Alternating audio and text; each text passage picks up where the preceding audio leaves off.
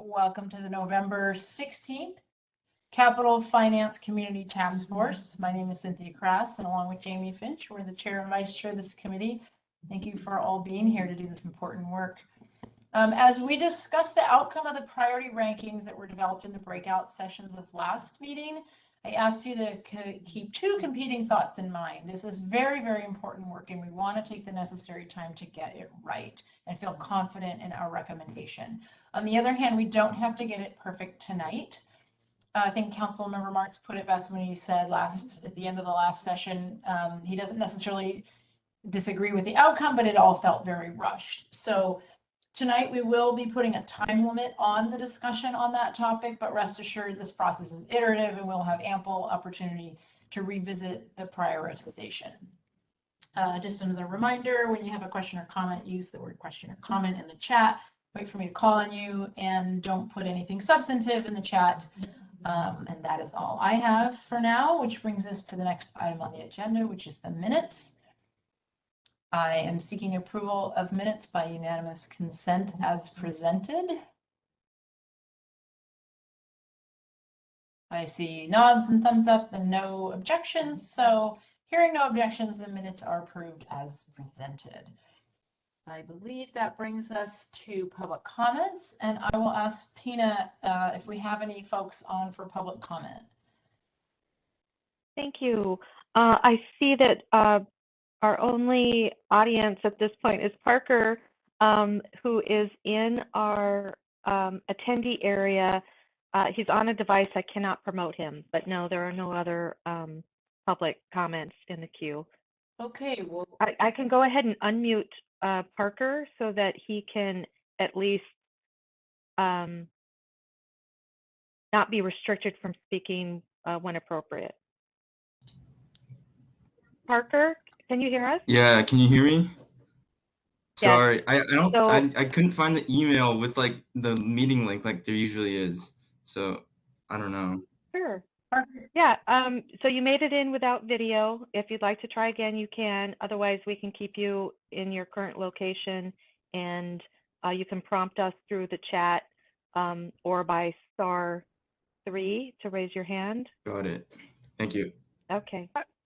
Parker, Parker, this is Andrea. Did you get my email? I replied to your email with a link to the meeting. Yeah, I got it, but this is what it took me to. Okay. Yeah.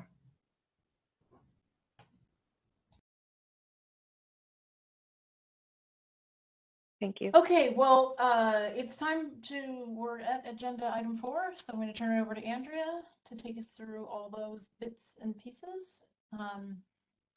Thank you.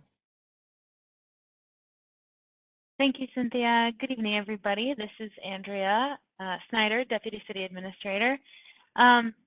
So as it says on your agenda, what we were hoping to do today was really wrap up the discussions that we had last time to take those two, the work done by those two breakout groups and come up with one prioritized list. As Cynthia said in her opening remarks, this list is intended to be really a working draft and provide some context and be used as a guidepost for our next discussions on potential capital financing tools and resources. And so it's a working draft as we continue on in this process, which is meant to be an iterative process. As we continue on in this process and examine financing options, it's absolutely the purview of this group to change the priorities based on the discussions and what we learn along the way. But at least we can enter into those financing discussions with a bit of a guidepost or a working draft to help focus some of our discussions. That's the intent for the first part of today. I'm wondering if Jean, if you can pull up and share on the screen for everybody the two tables that we have from Group 1 and Group 2 that show the scores that each group provided. And maybe we can start off, oh, perfect, look at that. This is also available in your packet, in your meeting notes. If you took a look at those, it was in the attached memo. And we had also sent it out, I think, just a week after the last meeting occurred. So hopefully you have a chance to take a look at this. And I don't believe that there was much opportunity for the two groups to come back together and discuss their ranking and results. And so I was hoping that a representative from Group 1 are the folks that kind of stayed in the main room with, I believe, Cynthia and Jean, that Group 1 could speak to some of their rankings. So we have transportation as number 1, facilities as number 2, and parks and trails and utilities are somewhat tied for number 3. And so is there a representative from Group 1 or a couple of folks that would like to speak to some of those discussions as you remember them, or how you came to rank these items the way they are? Are you happy with how these items are ranked? Would love to hear what discussion Group 1 has to offer.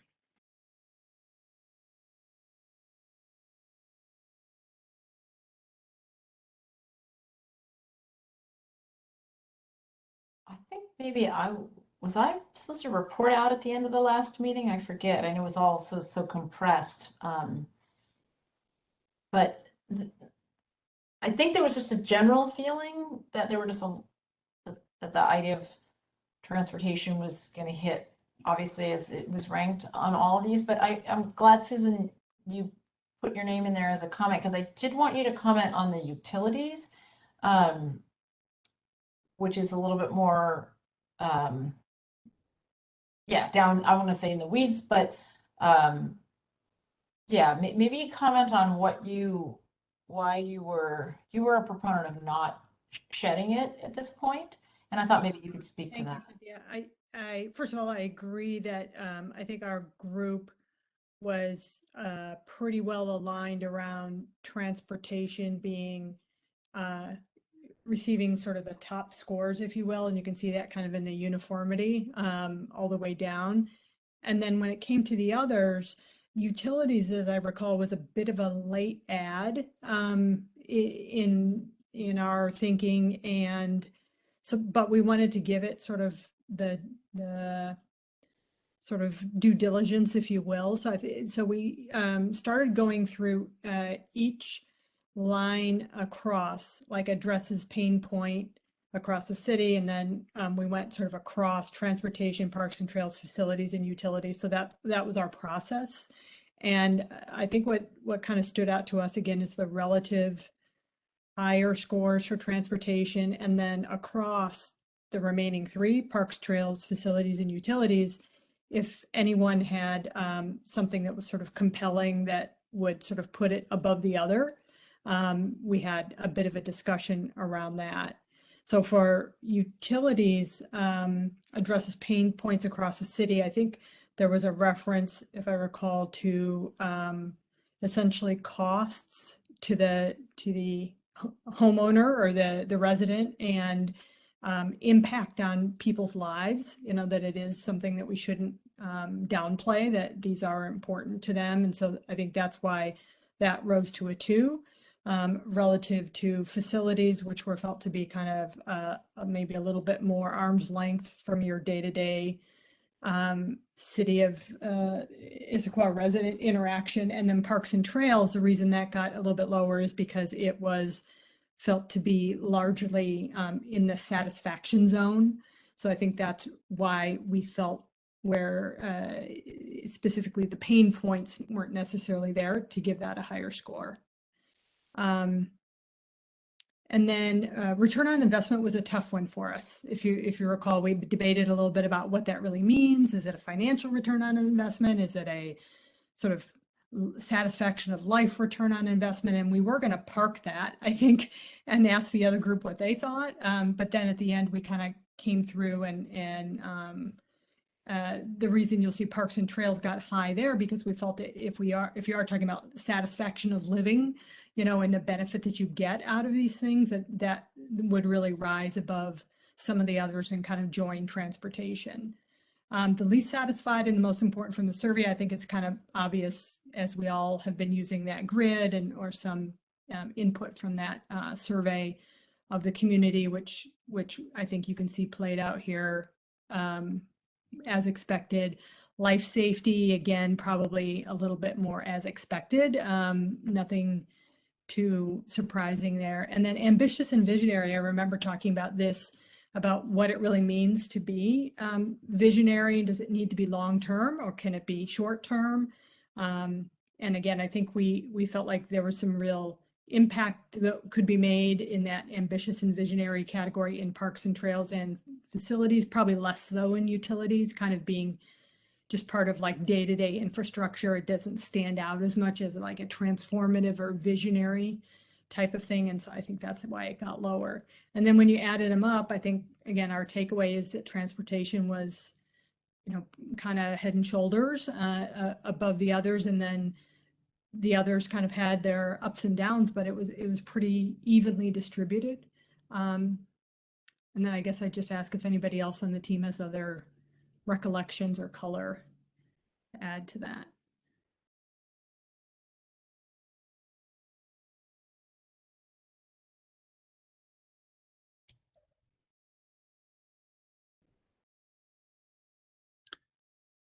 I mean, one of the things that stood out to me was the return on investment obviously was high for kind of above the other group across the board, right? So I think that when you read the column that way, that was one that was really high for everything. But consistently transportation most important, and then return on investment was the other kind of criteria I thought stood out.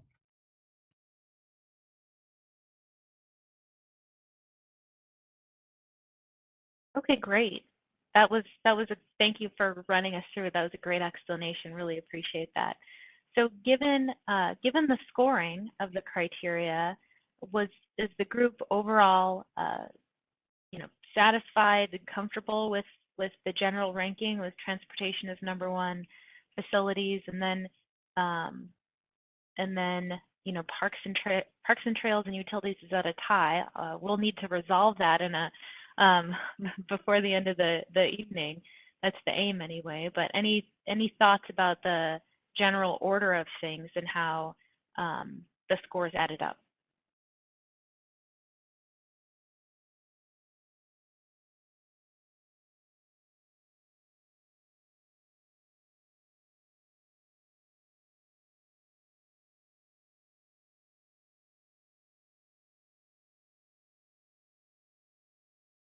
I'm sensing general satisfaction. Is that accurate or no? Andrea, if I may, I think our group did a great job, but I will say I think we felt the time allotted was really not accurate. I would say we probably rushed through half of them in under 10 minutes.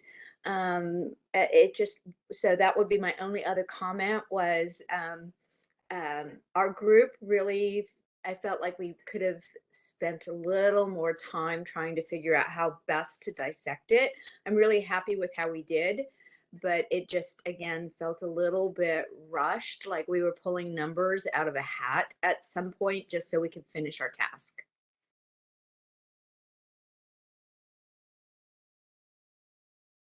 And to add to that, I agree, Kathy. And I don't know, Andrea, if I would read too much into the 8 versus 9 versus 8.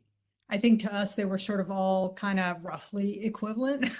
So if you're talking about like really trying to distinguish, I'd almost like to go back to those 3 and see what it is that might distinguish them, because I don't know that we could really defend that a 9 is that much better than an 8. I think the only thing we could really all agreed on is that a 15 was better than an 8 or a 9.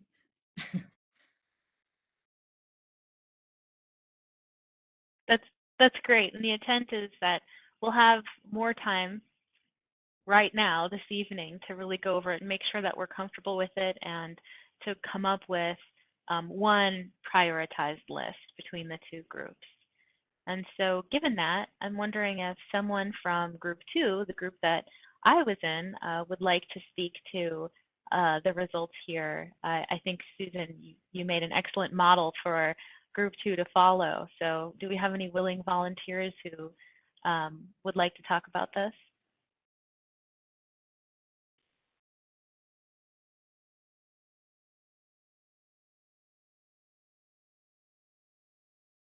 Go, Jamie, go. Cynthia, and if anyone else wants to hop in, I'll just take a stab at least at the starting point. I think for us, similarly, we didn't really talk about the overall totals as much as we were just like rapid fire ranking each one of these things. And so I do think that that's something that even within our group, we didn't really synthesize. I think it seems like we had fairly clear results, but we were literally each line item just going through. So in terms of like, yeah, the difference between a 9, a 7, and an 8, I wouldn't say that there was a lot of method to that madness, as Cynthia or as Susan was saying. But yeah, that's just one thing that in terms of our process that I think would be great to talk about today. Going into the detail of what we talked through, I do think one of the things that we talked about, and this is in that return on investment, is we were thinking about it fairly linearly, like bang for buck. Like you have a certain amount of cost, you have a certain amount of benefit. And part of the reason that we have return on investment relatively low, at least compared to group 1 for transportation and parks and trails, is those are really expensive things. So there might be a lot of benefit, but there's also going to be a lot of cost. And so I think that's maybe one difference in how between the two groups we were thinking about that criteria. Some of the other things that we talked about, I mean, I think we weren't as clear cut on transportation being kind of the end all be all on each one of these categories, as you can see from the score. I think there's other areas that we felt had maybe a stronger case in different areas. And one of the things we did talk about as well was the utilities bucket. We had talked about that we didn't feel like, given everything that we have to consider, that it was something that we really thought we needed to continue to consider, that it was something that we might be able to kind of set aside for now and focus on the other 3 buckets. So I don't know. I mean, I think we'd be happy, or I would be happy to talk about any of the individual rankings, but I think those are the higher level items. Me personally, as I'm looking at this, and this is probably getting to your next question, Andrea, this was done at the whole bucket level, not necessarily just the things that are unfunded. So I think as I was reviewing the CIP with that in mind in preparation for this meeting, I do wonder if, because we focus at such a high level and not at the project level, I'm a little bit worried that would some of our answers change if we're looking at just the unfunded projects that I think are the what's relevant to the discussion that we're having around funding. So that's probably something for this next conversation, but I do think that's one big caveat that at least in my mind, as I was thinking about this, I was not thinking about transportation, the unfunded transportation projects. I was thinking about, having read through the CIP, all of the transportation projects and everything we're doing there. So I do think that that's one maybe big asterisk, at least in my feedback throughout this process. And I don't know, others may have better anticipated that, but that's just something that really jumped out at me as I was reading through the CIP in preparation for this meeting.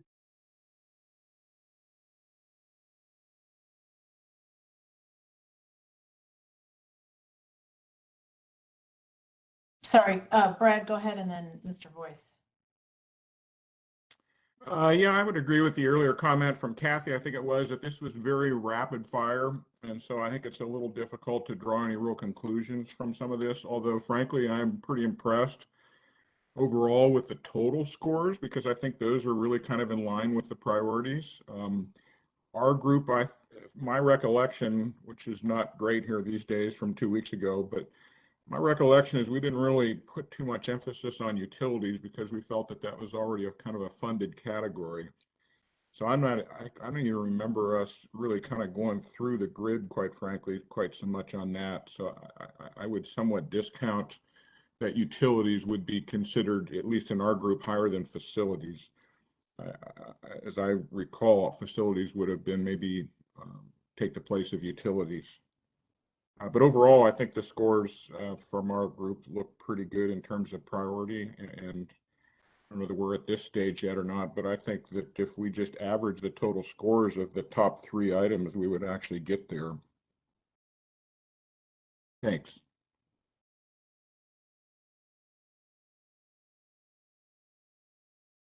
Well, I guess I'll begin by seconding Brad and Jamie. I think they both gave great summations. Two things that are kind of interesting is actually if you look across horizontally, so like for example, address pain point across the city, group one, you know, transportation 3, parks 1, facilities 1, utilities 7, or I'm sorry, 2, that equals 7. And then you go across and do the same thing for group 2. We're still pretty comparative. I think the only difference is that group 1 had a few more points of importance. So for example, like I said, line 1 would be 7 for group 1, 8 for group 2, line 2, 10 and 8 respectively, 7 and 6, 8 and 7, 8 and 7. So I think that's something that's kind of interesting because I think we pretty much line up as far as groups. The other thing is I'll kind of go on my own over here, which is I actually appreciate the exercise because I think that visceral, guttural reaction that we all had doing these rapid fire tests, it feels rushed, but in all honesty, we could drag out the process probably 2 more meetings and it's probably still going to line up pretty similar. I think that's why as we continue with the task force, we'll get more granular and we'll get more specific. But I actually don't think you're going to see it change a whole lot just as far as that initial guttural reaction. And again, I'll just kind of back up what Brad and Jamie said, which is, yeah, I think for utilities, we still wanted to address them because they are part of the 4 buckets, but I think we all kind of felt like, again, we're all kind of leaning towards these 3 as far as what the city's asking us to do. Thank you.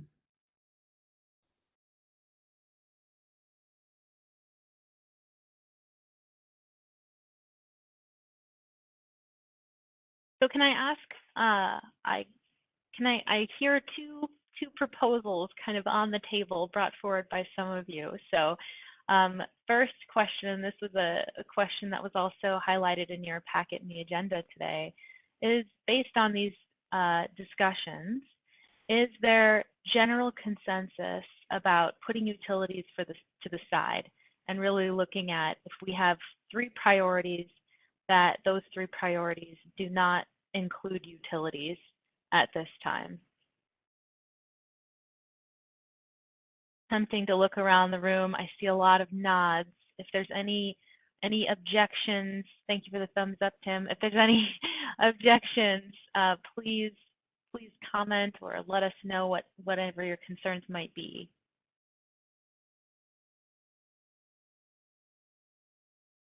This is Cynthia, and then after me, I see Susan's also got a comment. I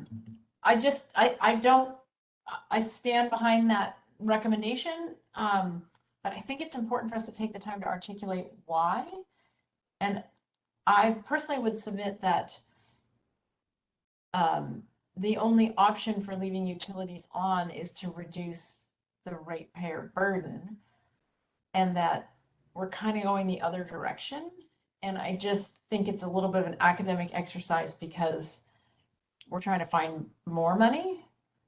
But I don't know, I don't want to be presumptuous and assume that I have that right, or either the facts or whether that reflects the same reason that other people were leaning towards that. And I think Susan might have something to say about that.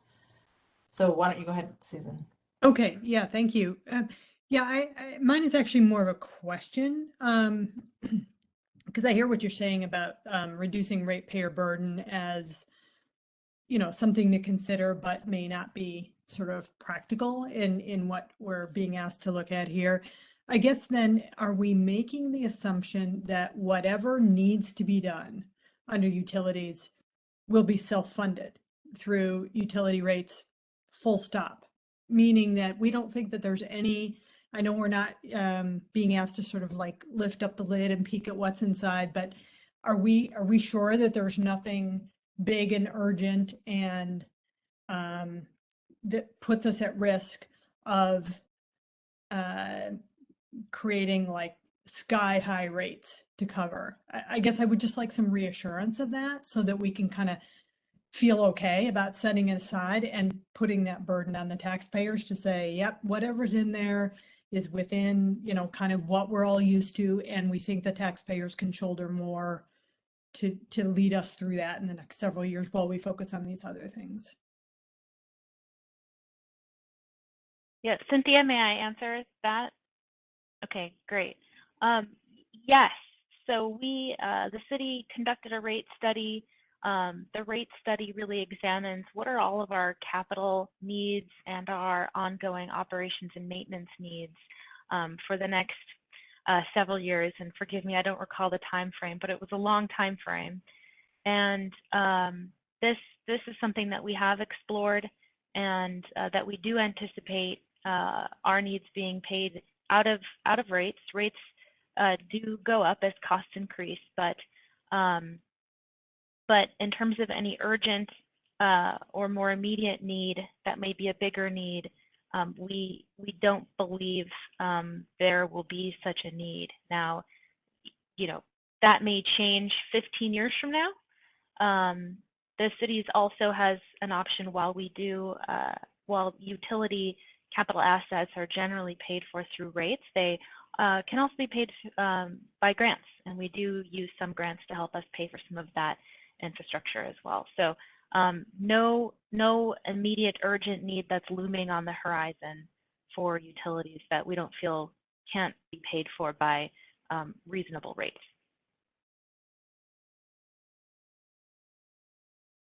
Thank you. That's helpful. That kind of alleviates my concern. So I would be supportive if folks want to set aside utilities, that's fine with me.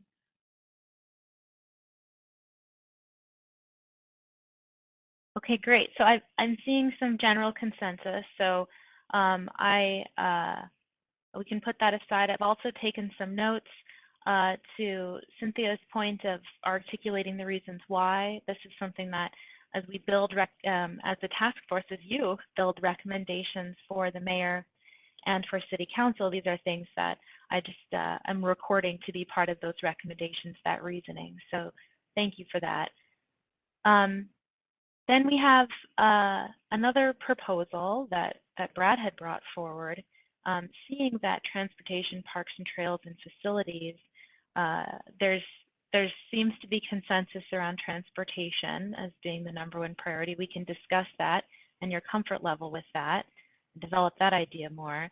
Brad had offered a proposal to simply average out the scores from the two groups for parks and trails and facilities to come up with kind of that merged priority list, and that would have the results of that would have parks and trails come in at second and facilities come in at third. And so I wanted to follow up on Brad's suggestion and see what the group thinks about that. Thoughts, comments? Go ahead, Jamie.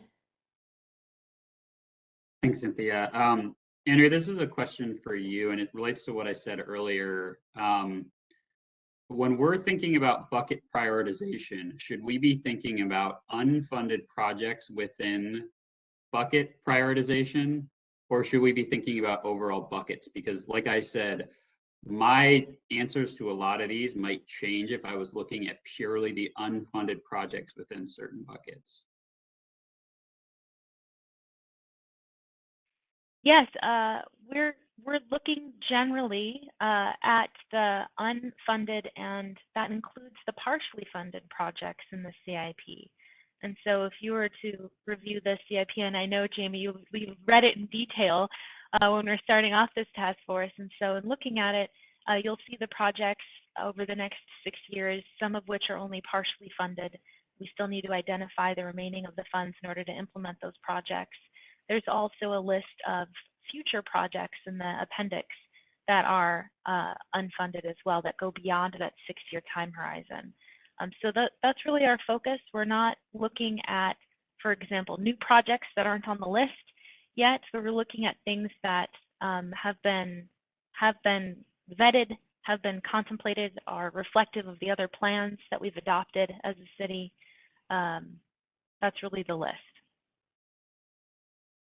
Oh, thanks, Andrea. And I actually had not looked at the future year projects in this last review as well. So that's a good thing to go, a reminder to go look back at.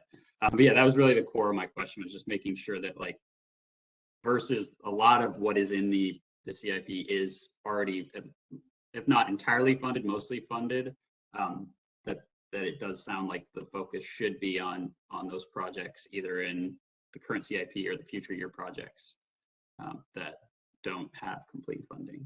Thank you. Brad, go ahead. So in addition to my earlier comment about one way of doing it, I guess to try and put an emphasis on parks and trails over facilities, in the 6-year CIP for parks and trails, the total is $38.8 million, and facilities, it's $33.3 million. So because of the fact, to some extent, that there is greater financial need in parks and trails than facilities, I guess to me that further supports the fact that it would have a greater priority. Thanks.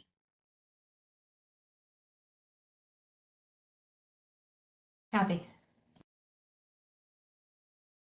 I don't necessarily disagree with Brad's just looking at the scoring the way it is now. Just listening to the comments and knowing how our panel kind of, again, looked at things.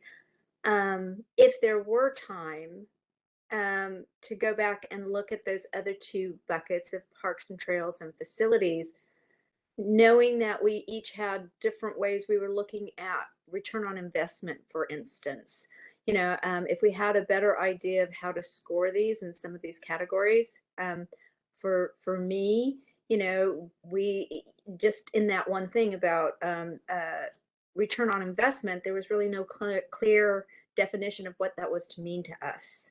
So I don't know if the scores would turn out any differently if we did know, if we all were looking at each of those items, having them clearly defined, if that would make a difference in the scoring or not. I don't know.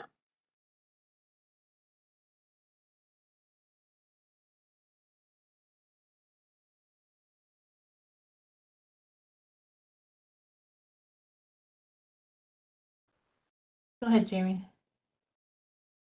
I'm personally not super comfortable with the average method being how we ultimately make a ranked decision. I think if that's how we want to combine the results of this exercise, but I do worry that we're going to end up with like a difference of 0.5 or something between the two. I'm just not sure that if that's the right way for us to make a 1, 2, 3. Like, it seems like transportation is clearly number one. I do wonder if I feel like an average, when it's so close, and it was such a quick process. And I actually agree with Jason that it was a great process, but I just worry that because they're going to be so close, that to me doesn't feel like the right way to like put 2 and 3 based on an average of the two. Thank you. Councilwoman Martz. Thank you. I mean, I think both groups came out and said transportation was the most important, and parks and trails and facilities were also important. I guess we're not going to go project by project, but it feels like, I mean, if it was my rodeo, I would start digging. I mean, I would look at stuff in transportation. I would look at things in parks and trails and facilities. There's a question about, is there anything in facilities that's urgent? I would ask this group to look at the list and see if there is, right? But I don't know exactly what we should be doing at this point. It seems super clear that transportation is the most important and the others are less important. I don't know what else at this point except to start, I mean, delving into details.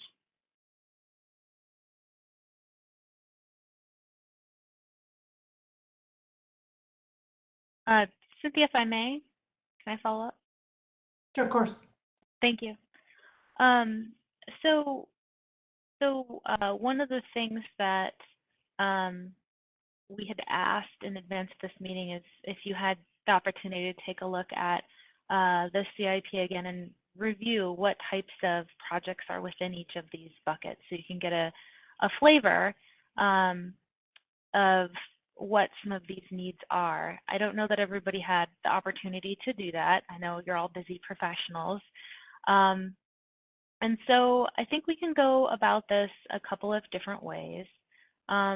One way is we could dive deeper into this discussion. I know we only have a few minutes left, so we could try to do that in the next few minutes or so and come together on the ranking of each of these criteria for parks and trails and facilities where the two groups differ. Another thing that we can do is we can say, okay, transportation looks like it's number one, and let's not force the discussion between priority 2 and priority 3 at this point. We can say transportation's number one, and parks and trails and facilities, boy, they're really close. And we're going to have more discussions when it comes to, like I said, the financing tools that will probably help us better decide that priority level, and that will help inform some of the priorities in terms of what do we tackle first, second, third, right?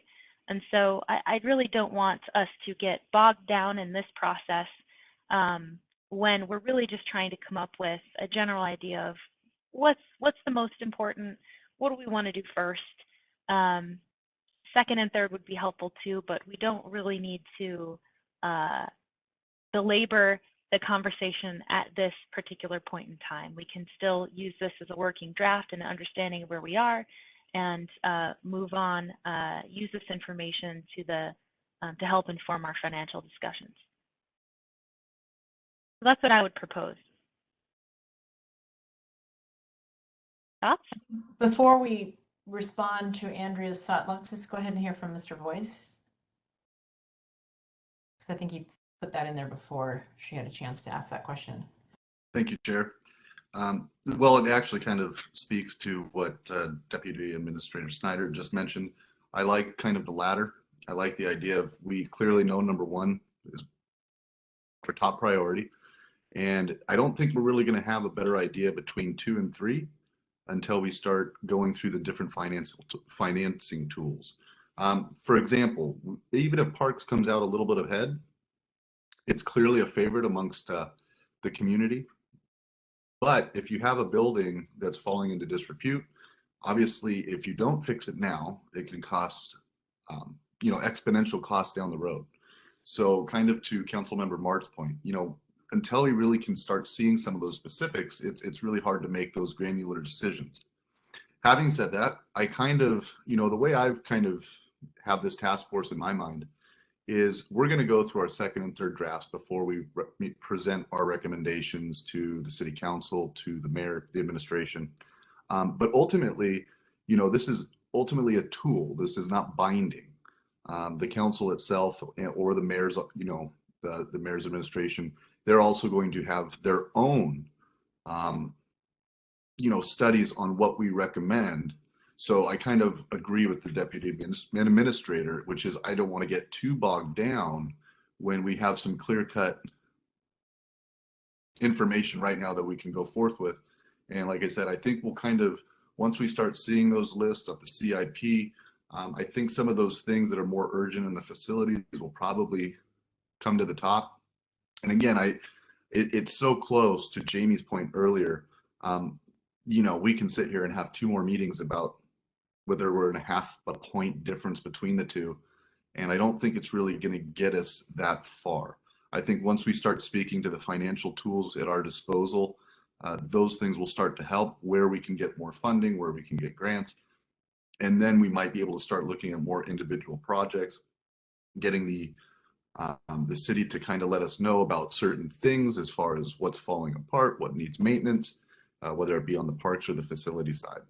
So I kind of like what you had to say, Deputy Administrator, and that's where I would go with it myself.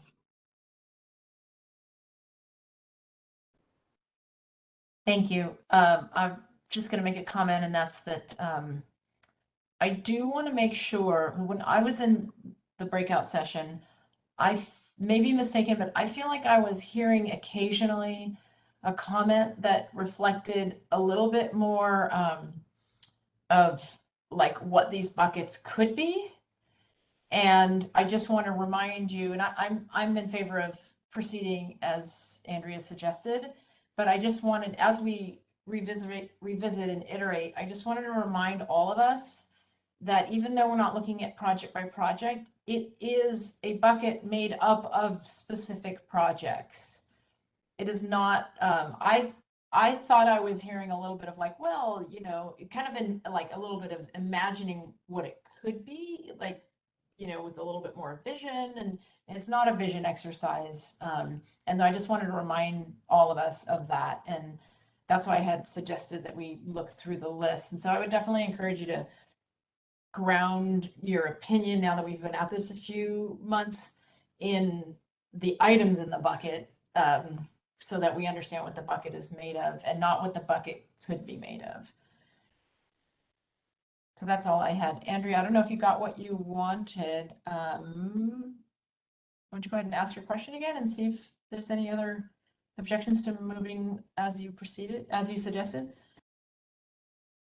Yeah, that's the type of feedback I would like. Thank you, Cynthia. Is just wondering what's the task force members. I appreciate Jason, you weighing in on that, and you as well, Cynthia. But any other, is the group comfortable? I want to make sure that you're comfortable with where we are and you're comfortable with this working draft of priorities. And so I don't want to rush you through these conversations too much. I don't want to make you feel like you're being railroaded through this process. And so I'm really just trying to assess your level of comfort with what we have, which appears to be transportation's #1, parks and trails, ooh, super close. Let's consider it tied for now, and revisit these priorities as we move through the process and learn more about what our other options and tools may be to implement some of these projects.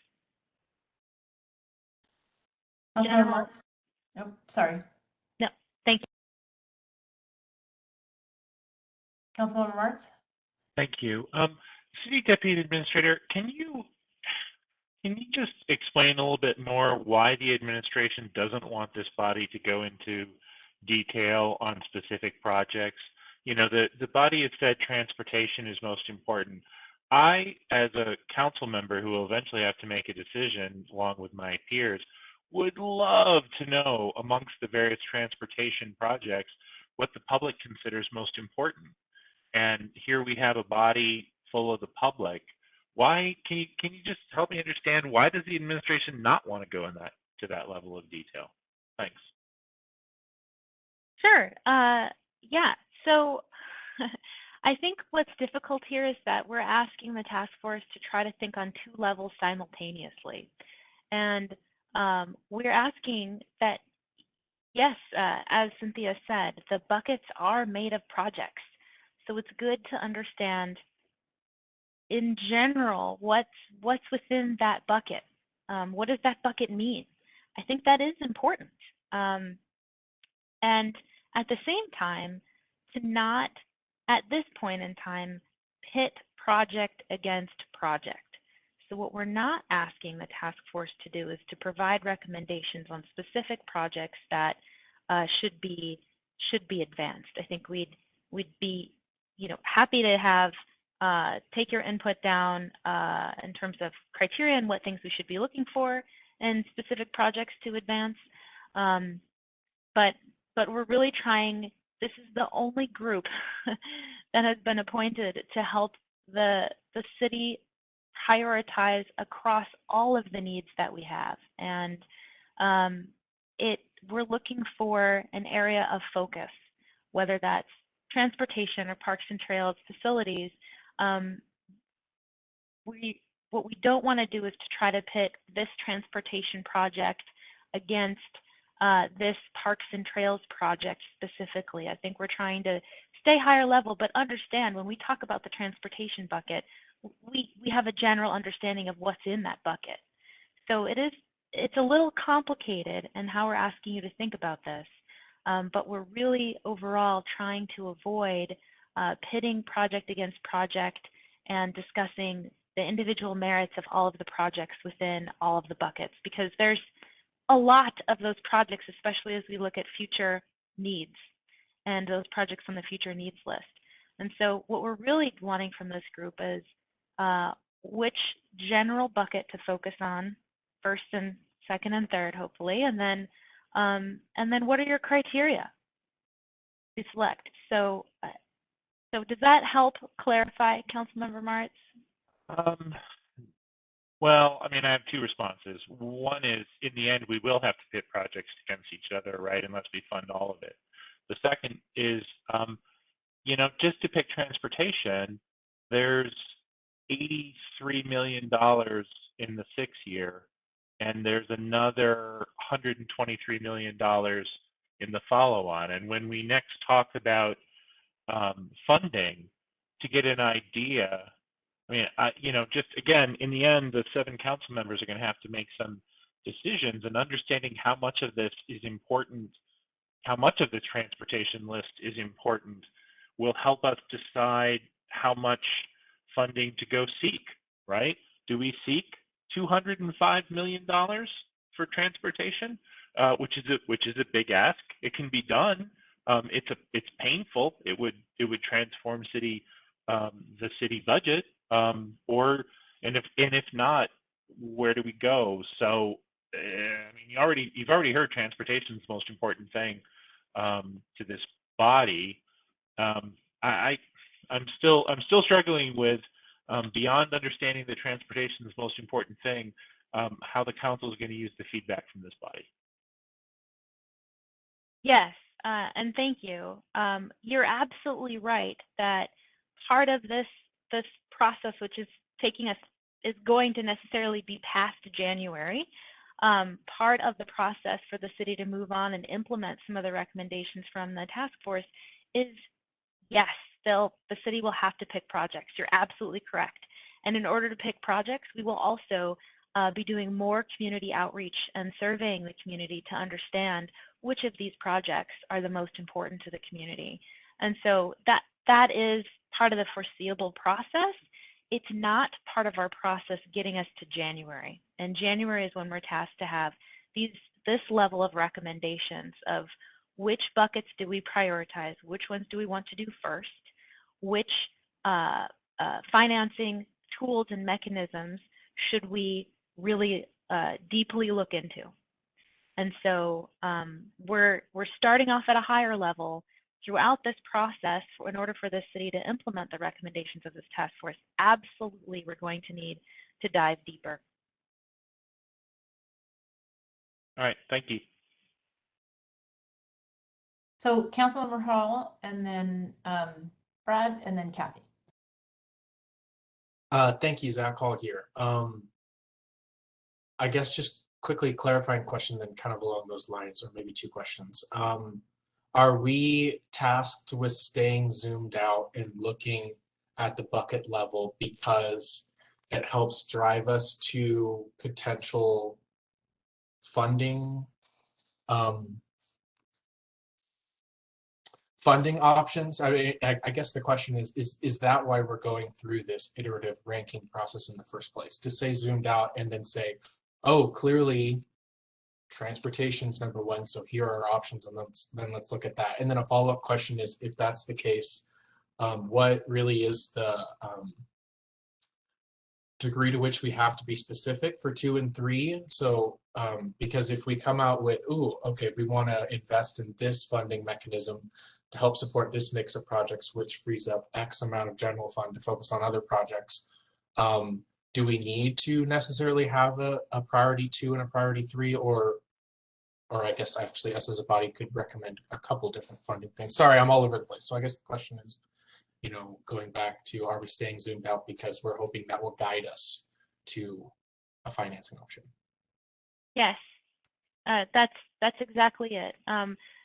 The big problem here that we're trying to solve is that the city has many millions and millions of dollars in unfunded needs, and we can take a closer look at what those needs are, and that's going to be part of the process. But we know that we cannot afford all of the capital needs that we have. And so our task is to figure out how do we move forward with that. And so yes, these buckets, and if you recall, and hopefully had a moment to review some of the questions and answers from our October 5th meeting on capital financing, a lot of the funding tools that the city has not yet explored that we're going to ask you and your thoughts on these tools, they are aligned with these buckets. And so that's why we're following this type of process, that we're hoping this prioritization, keeping it at the bucket level, will also help with the recommendations for which, if any, new revenue tools the city should explore.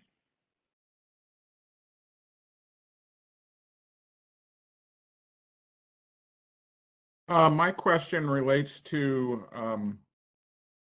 how these 3 priorities were generated at the bucket level. I guess I'll give parks as an example. A few years ago, we went through a rather extensive process to develop the park strategic plan. And that's essentially what has fueled the 6-year CIP for parks. And then my question is, has a similar process also occurred in transportation and facilities? And if it has, that puts us on an equal playing field. If it hasn't, then along the lines of what Tola said, we might need to drill down to look at the buckets more individually. Yes, it has.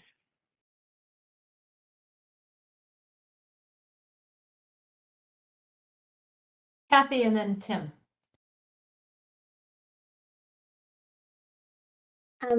So I want to say, since I was the one that kind of wanted to spend a little bit more time going back and looking at buckets 2 and 3, I'm fine moving forward at this point, hoping that as we go through the exercise, I mean, I trust the process that has been set up. But I do want to say, even when we're looking at the buckets at a high level, what I keep hearing is to prioritize needs. I'm hoping somewhere in this process we get to understand how to do that. I mean, I just feel that as long as we're getting to clearly define the needs based on a matrix, based on a needs assessment or some sort of criteria, I'm absolutely fine with moving forward. I have a hard time prioritizing the buckets or what's in them without something more substantial to help guide us. I'm just, I'm a numbers gal and I like matrix, so I'll just leave it at that.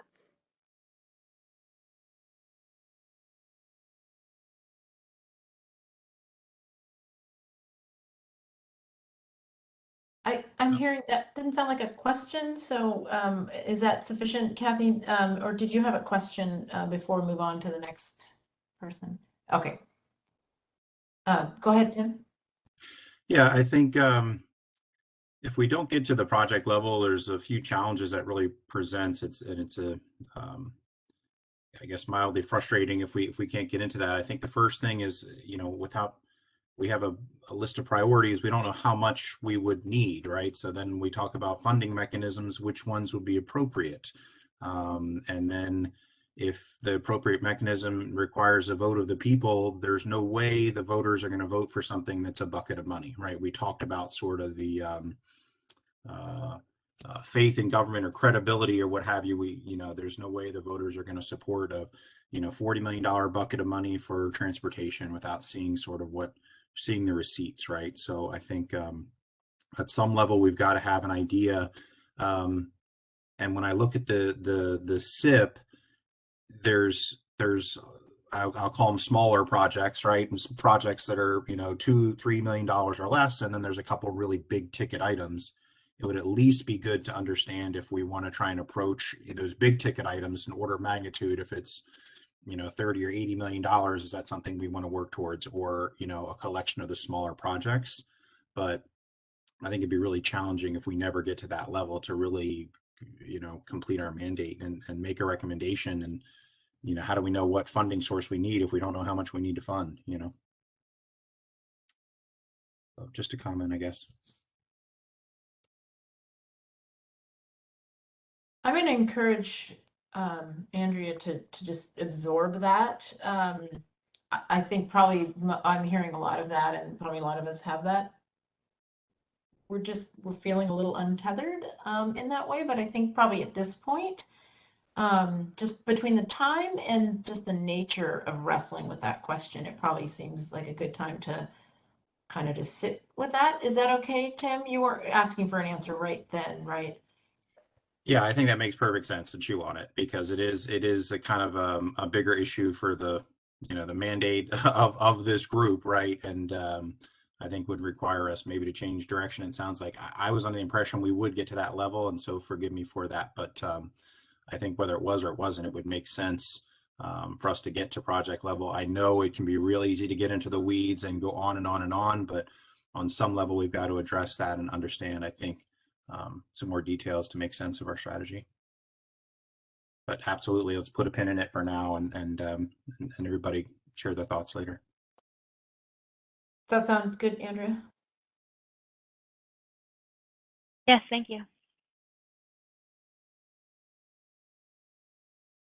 I'm not seeing anybody else with any comments, and that's kind of convenient because we are at about the time that we were going to try to wrap that. But again, like I said at the beginning, this is super important, and we want to feel comfortable with the recommendation. So, put lots of pins and lots of things, and bring them back, and make sure that we do, we'll have to do what it takes to make us feel like we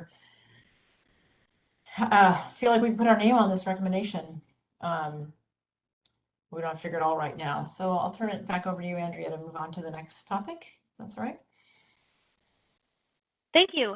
And thank you everybody for that discussion. This is hard stuff, but we did, I think, make progress this evening. We had a little bit more time to talk about those things, the priorities, and certainly you've given me some food for thought in terms of what additional information and discussions you want to have for the next few meetings. So thank you for that. We next have, we're pivoting towards going back to some of our public financing discussions that we first had started on October 5th. And so keeping in mind this discussion of those priorities as we have this kind of working draft list, I would like to point your attention to a couple of things in your packet that I hope you had a chance to review. One is the table that we have of potential revenue options. We first discussed that on October 5th, so just wanted to refresh your memories to that. That's, again, it's in your packet and it's linked at the bottom of the agenda. The other thing is we had Q&A. So you had asked a lot of questions from October 5th. We did our best to give answers to some of those questions. And then we wanted to make sure that for things that people really more complicated issues, but there was a lot more interest around, that we come back to with presentations. So you have an opportunity to do a live Q&A and learn a little bit more and discuss those things. And so one of the things that I heard a lot about, lots of questions and curiosity about, was our debt capacity, and lots of questions revolving around that. So at this point, I'd like to introduce Thomas and Maggie.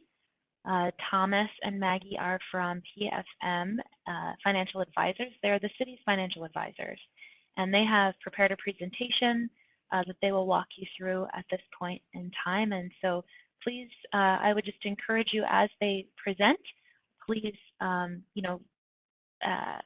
say if you have a question, please ask your questions in real time. No need to wait till the end.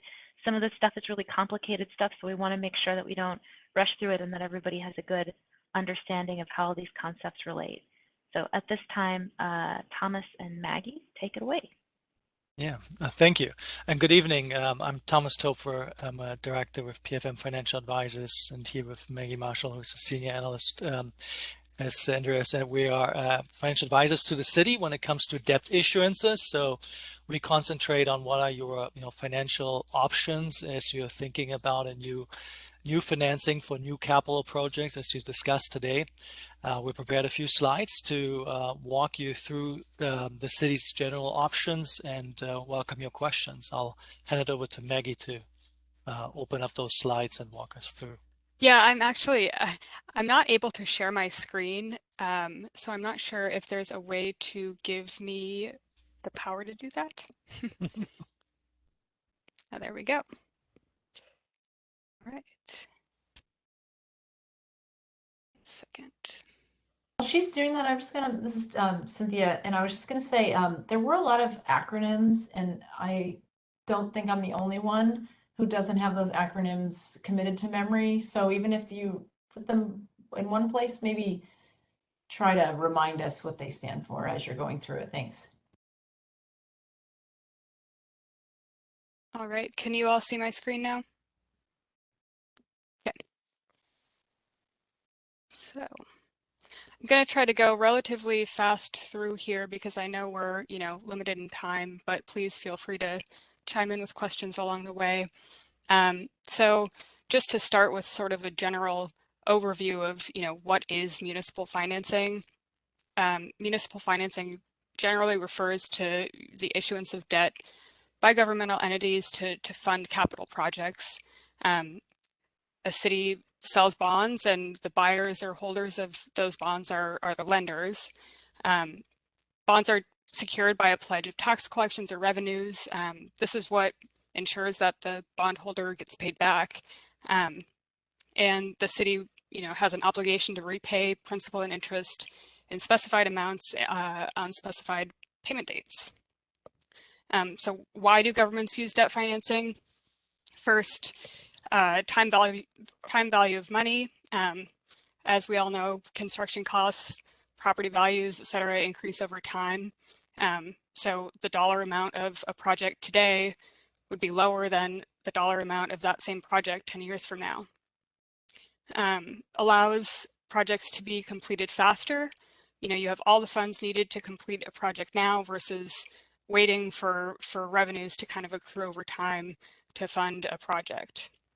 And then last, intergenerational equity. Project is completed and the people who benefit from that project, the people who use the street, visit the park, use the building, whatever it is, are the ones who are contributing to the repayment of the related debt for that project. Let's see, okay. So debt capacity can be looked at in a variety of ways, and I'll go into each of these on the next slide in a little bit more depth, but legal capacity refers to the amount of general obligation debt that the city can have outstanding, and it's restricted by statute in the state constitution as a percent of assessed value. Policy debt capacity, governmental entities or their governing bodies can establish additional restrictions above and beyond what the legal debt capacity is. And then financial debt capacity considers a source of repayment. So how will debt service be paid? Is that source of revenue sustainable over time? And could take into account the ability or flexibility to issue additional debt later on in future years. So diving a little bit deeper into legal debt capacity, as I mentioned, it's measured as a percentage of assessed value. So in Washington, a city's non-voted general obligation debt capacity is 1.5% of assessed value. Total debt capacity, so voted and non-voted general obligation debt is 2.5% of assessed value.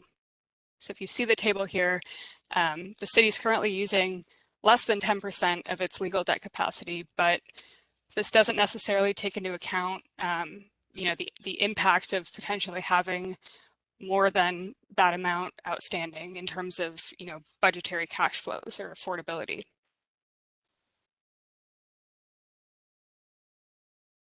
Policy debt capacity, The city has a financial management policy that includes a section that's specific to debt management. It sort of provides a framework for issuance of debt and ensures that the city, does so lawfully and reasonably. Financial debt capacity, which we're going to kind of try to focus in a little more here, takes a look at, how debt will be repaid, either through identification of a new revenue source or through reallocating existing resources. So we have the table here below to kind of give a general sense of, estimated debt service requirements for different sizes of projects or groups of projects over different financing terms.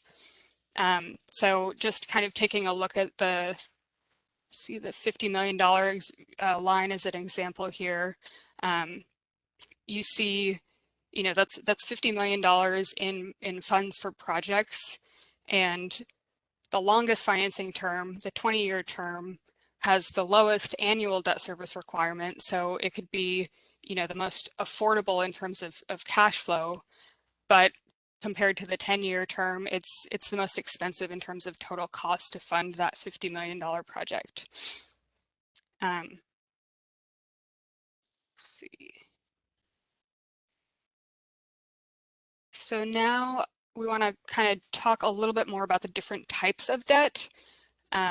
So voted general obligation bonds or unlimited tax general obligation bonds are repaid through a new excess property tax levy. And the levy is set annually at whatever rate is required to generate enough revenue to pay debt service. It requires a 60% yes vote of the electorate, and it is part of that 2.5% of assessed value debt capacity.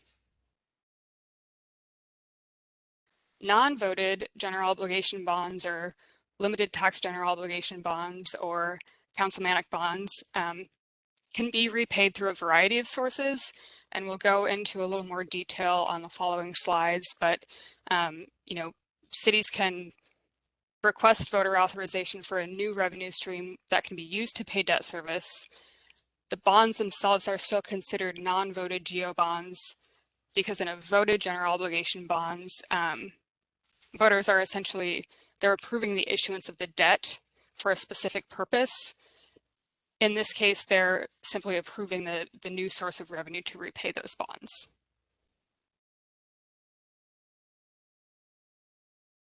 So this probably looks very similar to the table that you've already looked at before, but just to kind of revisit it, we have divided into whether or not they require voter approval, what type of revenue they are, and then the potential use that they can be used for. So, some of the revenues on this list are restricted in their use. For example, you have the $20 vehicle license fee. It doesn't require voter authorization, but it can only be used for transportation purposes. So the choice of whether or not to consider some of these may be informed by the types of projects that are determined to be a priority, or based on the conversation that just happened. So I have a question. One of the things that would be very useful in that list that you just showed is to understand the potential revenue that each of these would generate to get an idea of the order of magnitude that we're talking about. Because some of these, it's less obvious to me how much revenue they would potentially yield. Go ahead, Andrea. Cynthia, can I comment? Some of the potential revenue amounts are in that table that's at the bottom of your agenda for the evening. That's potential new revenue sources, or revenue options table is what it's called in the link. You see that after adjournment, there's a couple of resources there.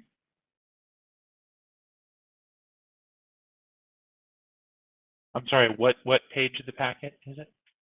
On the agenda itself, at the bottom of the agenda, there's a there's a link. There's a link. Okay. that offers some idea of the assumptions of, orders of magnitude. Got it. Thank you. So Jamie.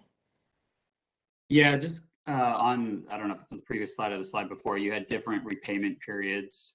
I was wondering, is there like a 30-year mortgage of municipal debt? Like what is, like, is that the range, the normal range? What is the normal term that you're looking at? Because obviously that will impact how much has to be raised every year, but any guidance there? It really depends on the type of project you want to finance. So we do see, and it depends on the useful life of the underlying project, right? So certain projects may have a 10-year life, certain have a 20-year life, and certain projects have certainly a life of 30 years or more. So typically entities would finance it in alignment with the useful life of the underlying asset. So that could be 25 or 30 years beyond what we show here in this table.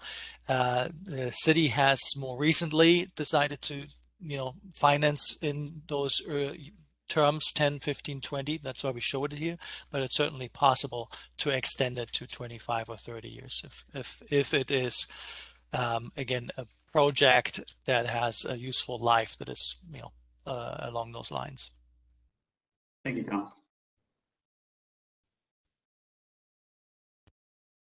Okay.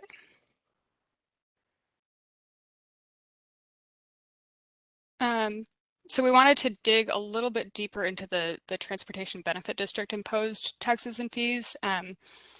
As you probably know, the city established a Transportation Benefit District back in 2018. Since then, the city has contemplated the optional sales tax or vehicle license fee to support transportation projects, but has not yet imposed either of them.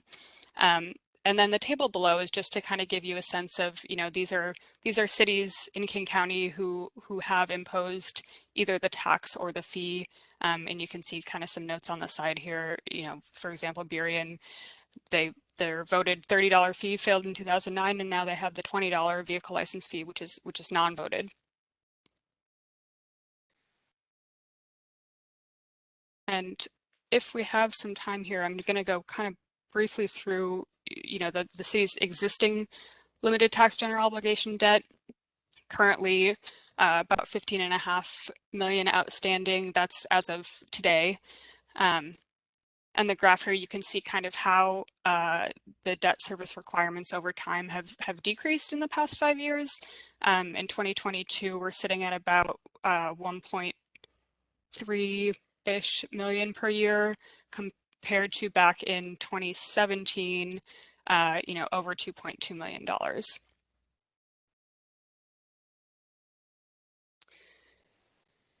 This is, the same graph, but if the city were to consider, that decrease in debt service to be sort of a potential source of existing capacity, the difference, if you were to return back up to that 2017 debt service of 2.265 million compared to next year, 2022 debt service, the difference of about $945,000 annually, that amount over a 20-year financing term would translate into $14.4 million in new project proceeds. So kind of another way to look at it, it's not considering a new source of revenue, and but just compared to the debt service that's been paid in the past, that's what that would look like. And then outstanding UTGO. Maggie? Yes. Maggie, if I may, I just want to underscore something that you said and just make sure that it's heard and understood. When we talk about the difference in the debt service that the city is planning for in the 2022 budget versus what the city's done in the past, while, and I know Maggie talked about this earlier, debt capacity is what can you financially afford?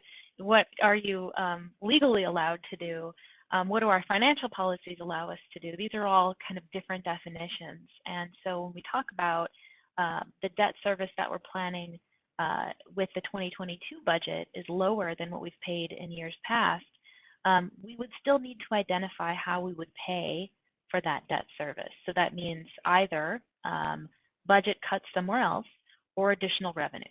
And so that's part of the considerations that we would ask this task force to mull over is what are the options, what are your preferred options and recommendations within that space as well, considering the historic debt service versus what we have planned for in the future. All right, hope that's clear. Thanks for letting me butt in. Yeah. And so outstanding UTGO voted bonds, you know, just under 13 million outstanding, and debt service decreases over time, but these are, you know, the debt service to repay these bonds are, again, going back to that, they're the voted excess property tax levy that are dedicated specifically to these bonds. And lastly, just very briefly, outstanding revenue debt. The city has one series of outstanding publicly offered revenue bonds. It's just about to reach its final maturity here in a couple weeks. And we understand that the city secured a state loan to finance its South Spar Booster Pump Station project last fall. That is all we have. I'll let Thomas chime in if he has anything to say. Open it up for more questions. Yeah, I just wanted to echo what Andrea was saying earlier. Obviously, we showed that, you know, if you return back to the budget in 2017, you have capacity, but clearly as you move down from year to year, you reallocated those resources already. So from what I hear, they're not free resources and they're available at this point, right? So there would be, it was just the understanding that from our perspective, we understood that the city used to be comfortable with a higher level of debt service, right? But that, you know, higher level of debt service has been or the savings have been reallocated at this point. So they would have to be freed up again to some degree, or a new revenue source would have to be identified. Yeah.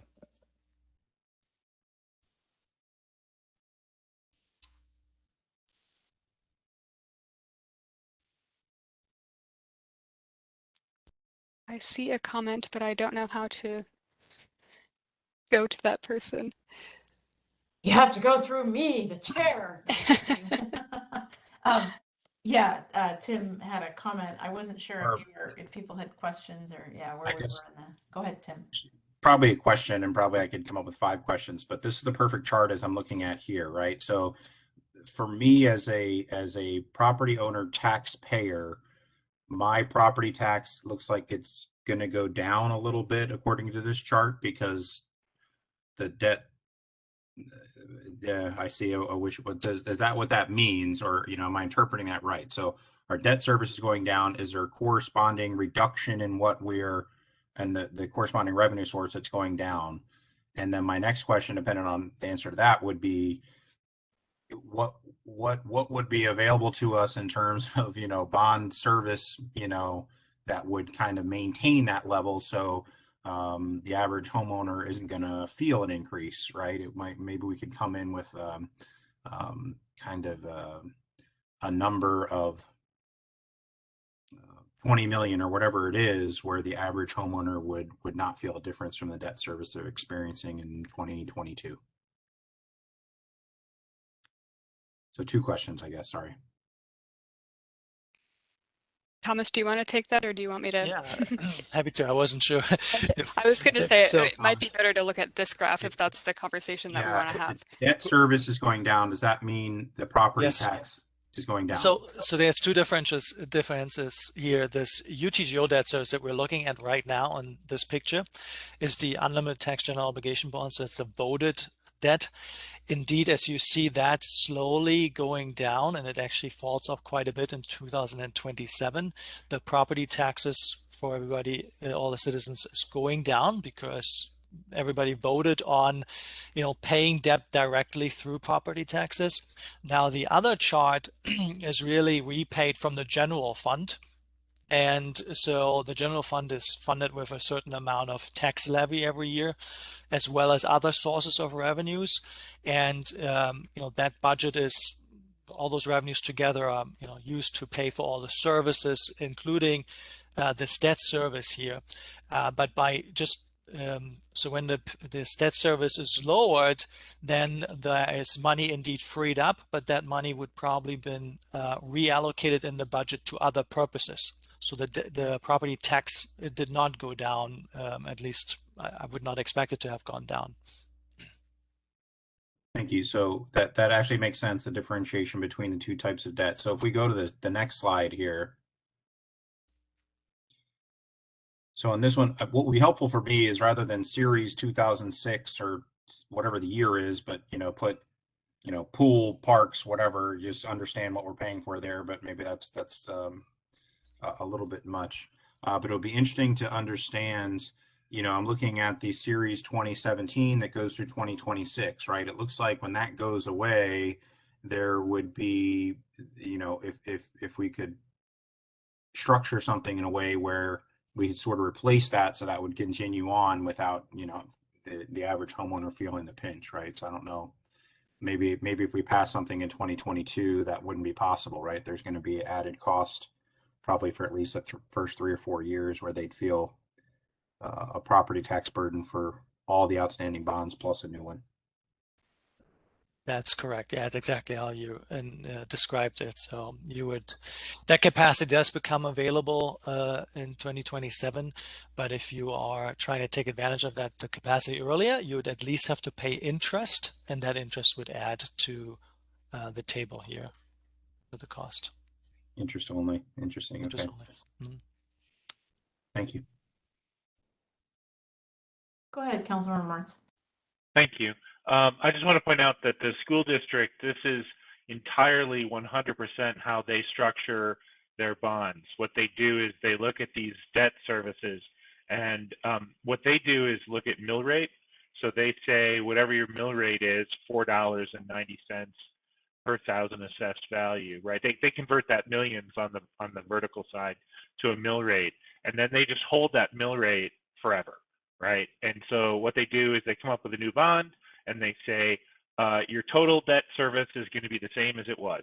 So you'll be paying the same as you were before. And so that is a strategy. We don't, because we haven't had a sort of consistent series of debts like this.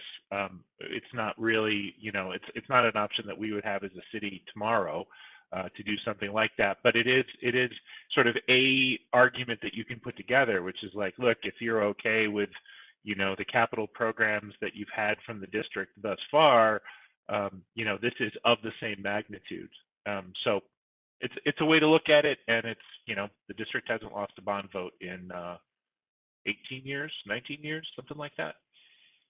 And it looks like that's sort of what happened with that series 2019, right? So there was some capacity freed up here on this chart, and it sort of said, okay, well, if you're okay with that, then we can eke $2.7 million out of you without you feeling it.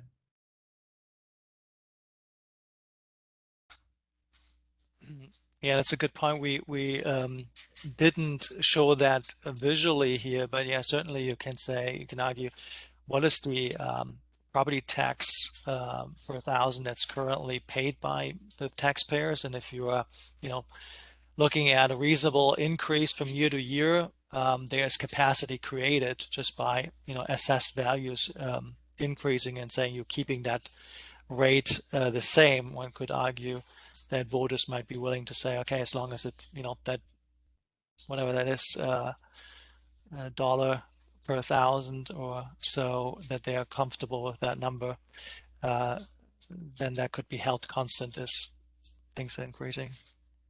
And just to clarify, I think I heard something about the Series 2019. So these bonds in the gray tan color were a refinancing of the blue and green down here. So they were originally part of the blue and green series of bonds. They were refinanced for debt service savings. So those were not new projects. They were existing from back in 2009. Makes sense.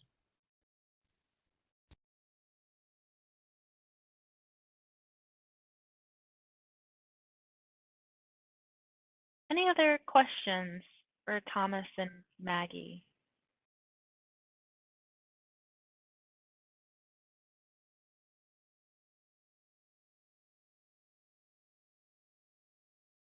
Okay, so what I heard in terms of questions, potential strategies that might be something for this task force to consider as we move through these conversations is, you know, should we consider, if this group is to recommend going back to the voters for some sort of levy or bond issue, then should we consider the timing of that in relation to the other debt and when that debt is retiring? And so I think that's a question that I've recorded. I think we'll come back to you for consideration as you form your recommendations, but that's something to consider. Any other thoughts, reactions? Go, Councilmember Marks, and then Tim. So I just want to point out that, you know, in terms of an order of magnitude of the lever that's open to the city, that councilmanic is a staggeringly huge number, but as we keep pointing out, you have to pay for it, right? So one of the things that we should think about is that a lever? Is there any juice to that lever, right? So it looks like it's about 1/10 per year, right? So whatever your number is, if you say we want to do $20 million, right? In councilmanic, that would work out to about $2 million per year, right? So I think that at some point, if we're talking about recommendations from this body, there should be a conversation about is there any opportunity, looking at the general fund budget of the city council, historic, we have a ending fund balance that we normally hold. It's typically high. We've been looking at how to bring it down, but there have been, I'll just say, there have been conversations in the past at the council level about what if you wanted to use councilmanic bond authority, and what would some amounts look like that would be absorbable within the budget. And I think that should be part of our conversation. I tell you, it's not $160 million, right? We can't come up with $16 million a year out of the general fund. That's completely impossible. But there's a smaller number that's probably doable. Thanks.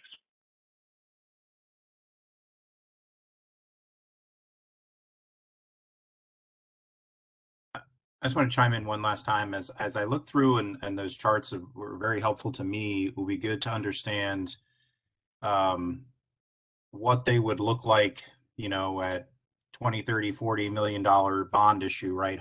And then I know not all the property taxes that a homeowner pays goes to the city of Issaquah. So then how do those numbers translate to the bottom line for maybe the median household, or maybe you have a couple different segments, right? So the median, you know, condominium, median, whatever, right? But you translate those into what the impact is to someone or a homeowner that's out there. So it's just, I know it's more homework on there, but as you evaluate options and say, you know, all these look good, how does that translate to that debt service? And then how does that translate to our taxpayers?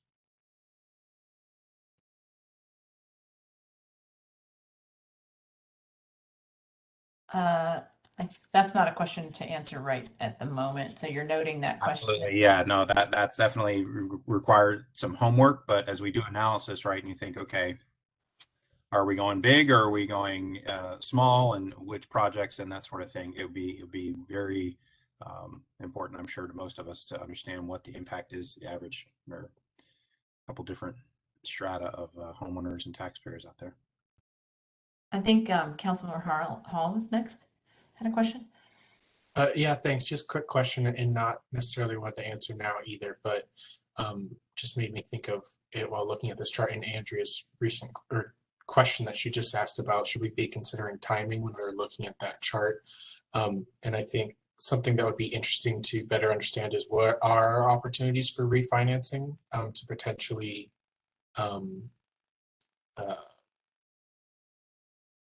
open up bond capacity earlier than that year, if that's even possible.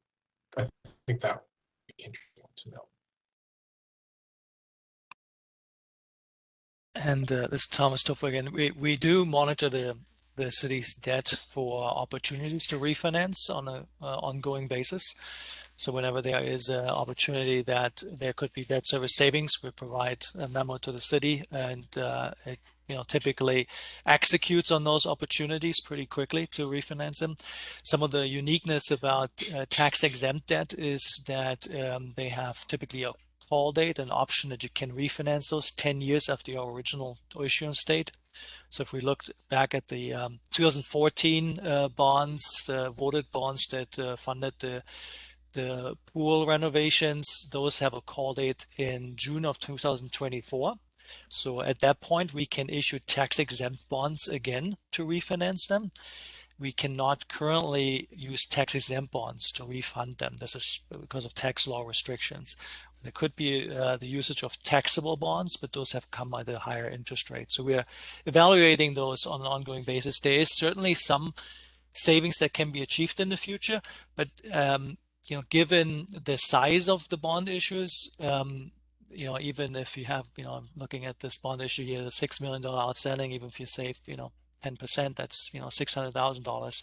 That's a big number, but it's not going to really solve the problem here.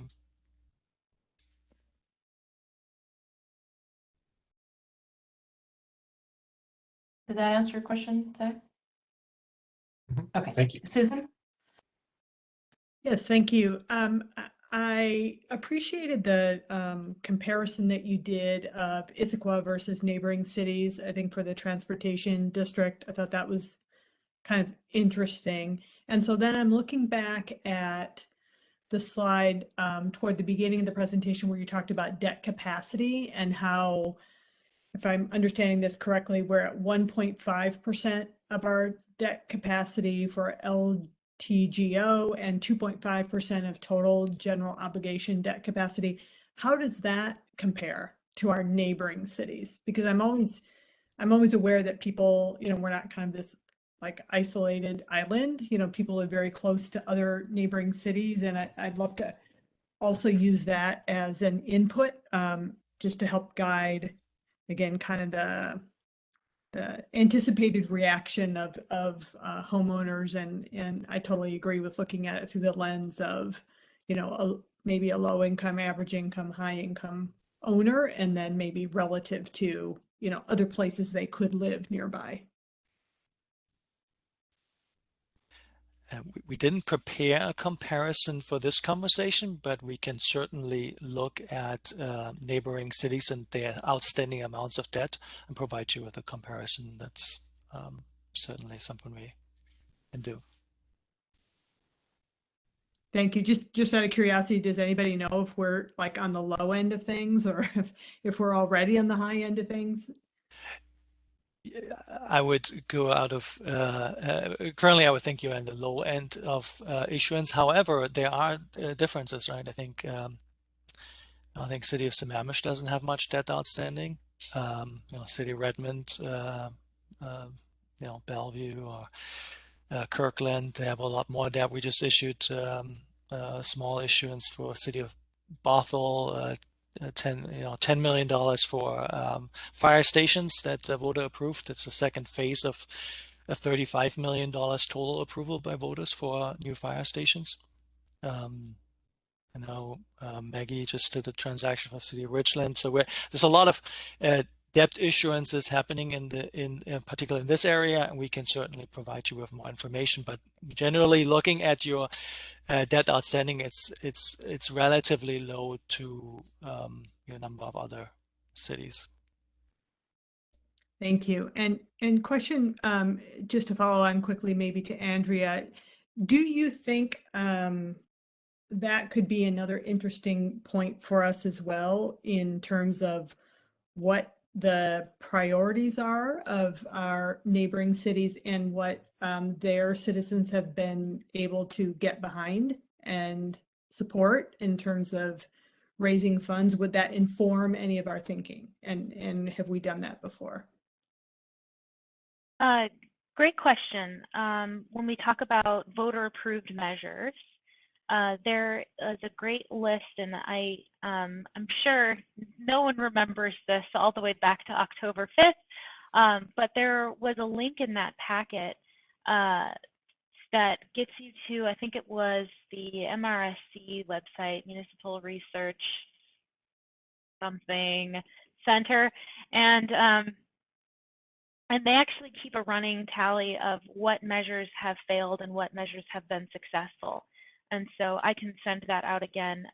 We also provided a little bit of information about what has happened, what's been successful in Issaquah, because what may be successful in Burien may not be, have the same success here. And so, I can link to that again, but it is interesting. Thank you.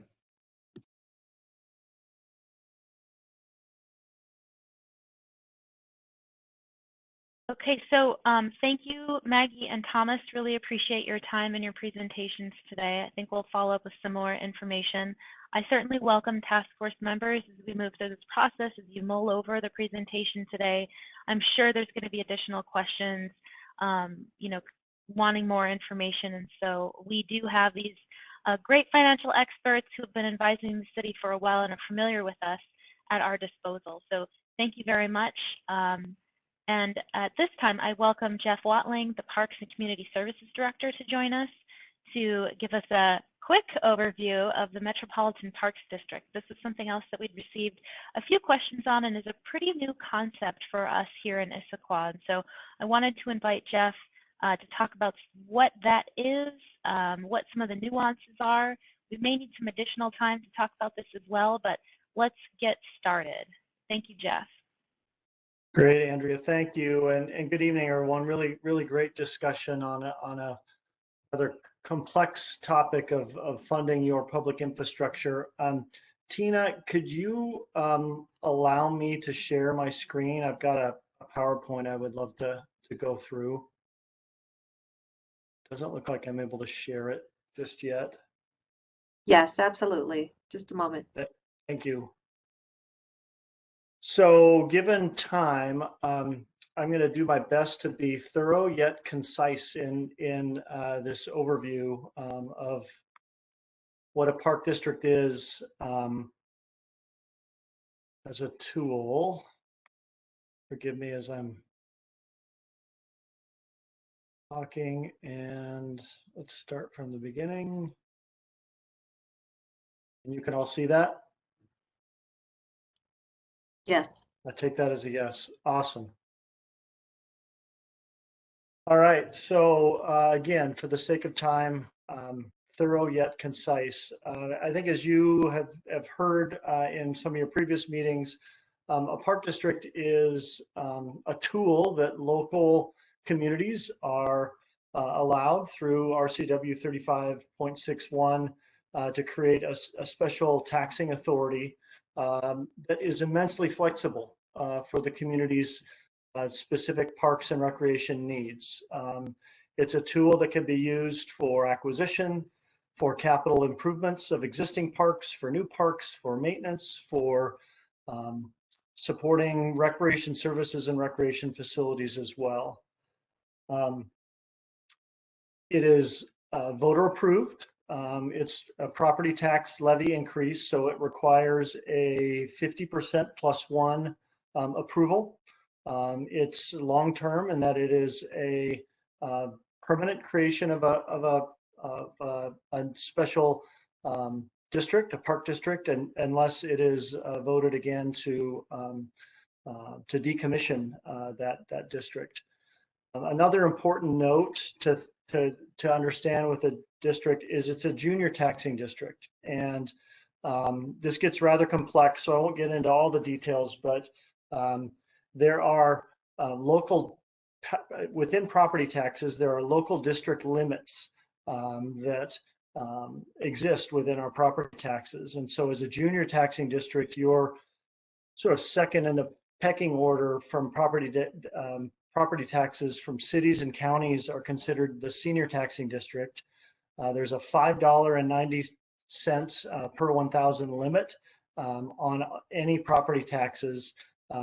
So as a junior district, you're sort of lumped in, a park district would be lumped in with other junior taxing districts that exist, whether that's a library district or other districts.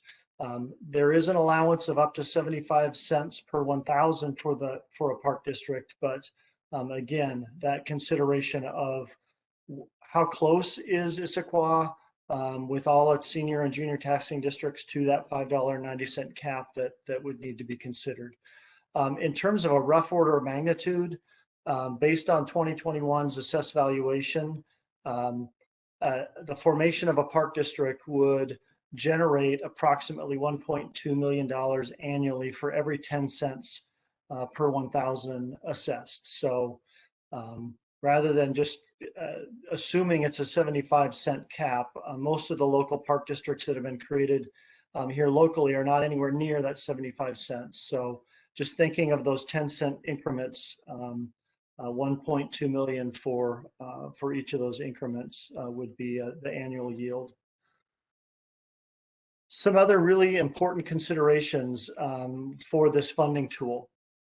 And a number of these I think you've already sort of been thinking of and talking about. Obviously, to consider this a tool, I think it's an important community discussion to determine what would the tool be used for. So what would the priorities, what would the projects be for this, the creation of a park district if it's considered. Another level of flexibility with this tool is determining the boundaries of the park district. The boundaries of the park district could be just the city boundaries. The boundaries of the park district could be something different. And that's a really, really important consideration, especially with that third bullet when it comes to determining governance. So as a special taxing district, it requires its own governance. And this is important to consider, and some of the example cities that I touch on in the last slide, namely City of Seattle, as they approved a park district in 2014, intentionally chose the boundaries of their city as the boundaries of the park district. And in that case, the governance board became the city council in an ex officio way. The council governed both regular parks and recreation funding and services, but as well the park district. So boundaries are an important consideration for this kind of tool. Governance, as I just said, as well oversight. In a number of cases, a separate oversight board is also created for this park district, whether that's the park board. In the case of Seattle, it was members of the park board and additional community members that became an oversight group for that district. Obviously, another key consideration is that level of funding. What is that incremental amount that you'd be seeking? What would the timing of that be? And also a really important consideration, the fifth bullet, is the relationship of this park district to other city funding for parks and recreation. In the case of the two cities that I'll touch on in the last slide and provide, they've got terrific websites with a lot of information within them.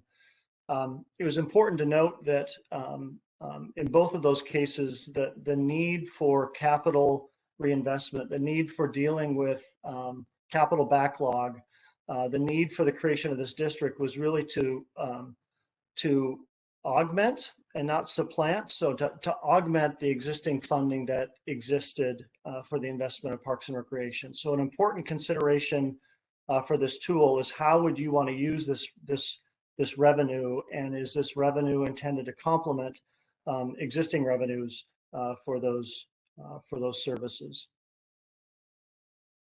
This next slide, I think, just kind of touched on next steps, and it's great hearing the discussion tonight, because I think some of what you're wrestling with as you look at order of magnitude of capital investment across all these lines of really, really important public infrastructure, there's other work that would be needed. And as I prepared this slide last week, even before hearing that conversation, it was something I wanted to emphasize as well, that the thought of utilization of a park district as a tool requires a lot more discussion and a lot more community conversation. It's a tool that is incredibly flexible, as I said, but needs some specifics before it's considered. And so just some ideas for next steps would be this need for further exploration and actually scoping. Okay, if this is a tool worth considering, how do we scope what we want to use the tool for? And again, in the case of both Seattle and Olympia, who most recently created these districts just within their own city boundaries, both created a task force to further vet this, to have further conversation, to utilize, in our case, the park strategic plan as the foundation, as the park board chair, Brad Book, spoke to, but what are the priorities for needs for considering a park district? What are the capital projects that would want to be identified? So there's clear transparency in a recommendation. Obviously, along with the recommendation of what tools you're considering as a task force, I think any consideration of a park district would likely be an additional recommendation at a future time to council. Once that council action occurs, if it's a tool to be utilized, much like any other public vote, whether it's a school board levy or a school bond or prior park bonds that have been done here with the city, once that council action takes place, a campaign begins. The city can still have a role in that, but it's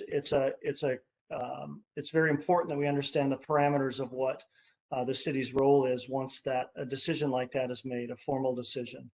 Another real important step in this work is that governance piece. What is the establishment of governance determined in the recommendation, but then once a public vote is made, if it's successful, establishment and creation of that governance piece.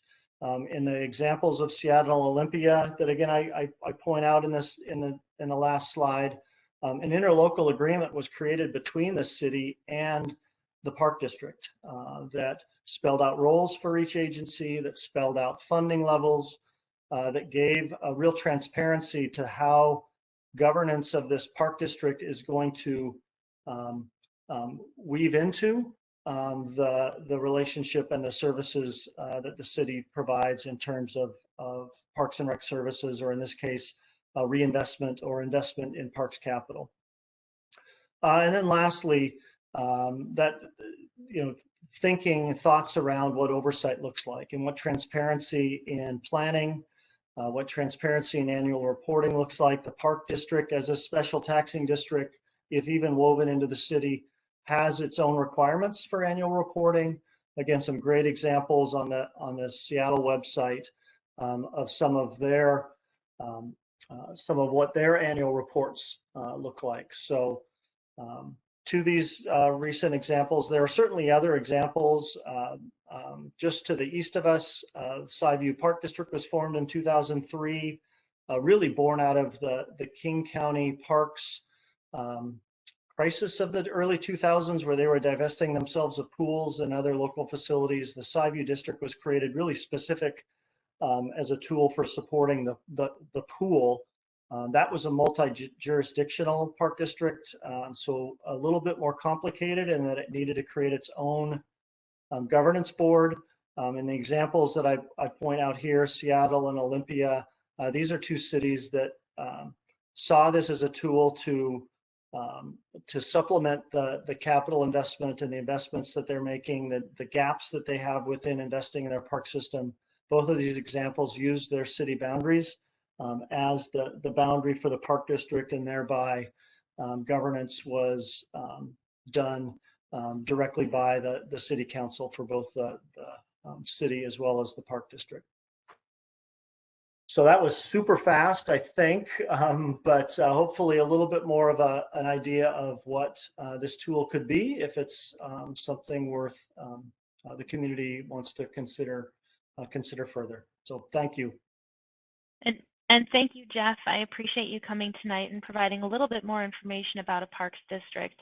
I also appreciate the point that you made that there's a lot of considerations as we look at that tool that would need exploration. Those considerations are really beyond the scope of this task force. So we're not asking this task force become the Parks District Task Force. That what we're really asking is this a tool worth exploring further and looking into those different options and choices that Jeff outlined? And so that's really what we're asking from you, given Parks where it sits on the priority list. And you don't have to answer that today. That's just really for your consideration, and that's why we're bringing this information forward. Questions? So I see a bunch of questions. I also want to note the time at 7:55. So I would propose that questions that can be answered quickly get answered, and then others get, it'd be really great to hear all the questions. Probably in the time we have left, there may not be time to answer all the questions, but let's start with Zach, and then Susan, and then Mr. Boyce. Yeah, thanks. This is Zach, and thank you, Dr. Watling. You guys are more than welcome to just answer this via email if you'd rather move on to the next one. But speaking of the steps of establishing the park district, I'd just be curious if that was kind of the same process that was taken with the transportation benefit district, and if those were similarly aligned. That's all.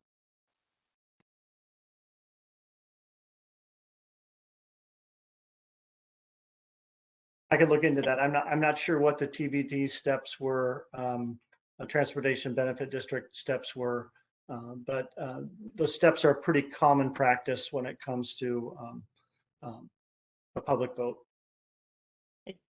I think they're pretty similar, but we can certainly email a more thorough response.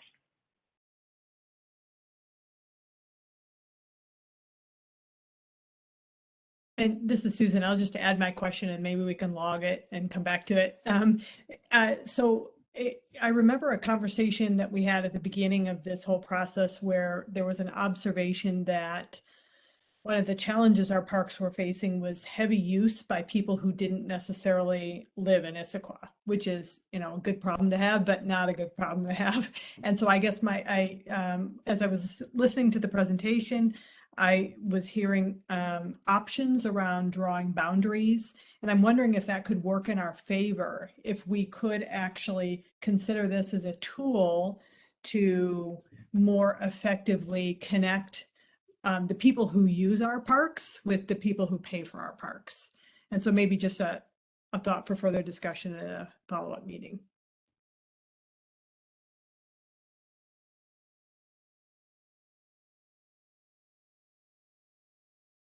That's a great question, and one that needs further vetting. The definition of those boundaries is a key step in considering the tool. Thank you, Director Watling. Great presentation.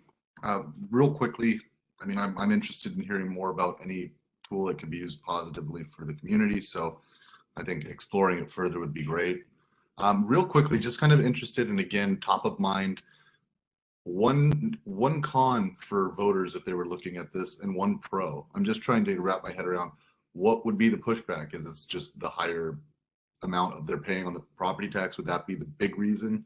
I'm looking for like a pro and a con why this particular tool would get pushback.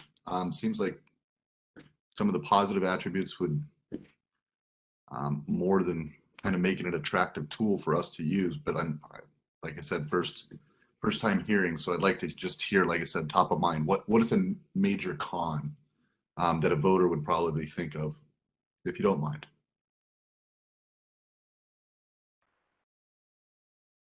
Wow, great question. I don't know that I'm the one to answer that, but I would say nexus.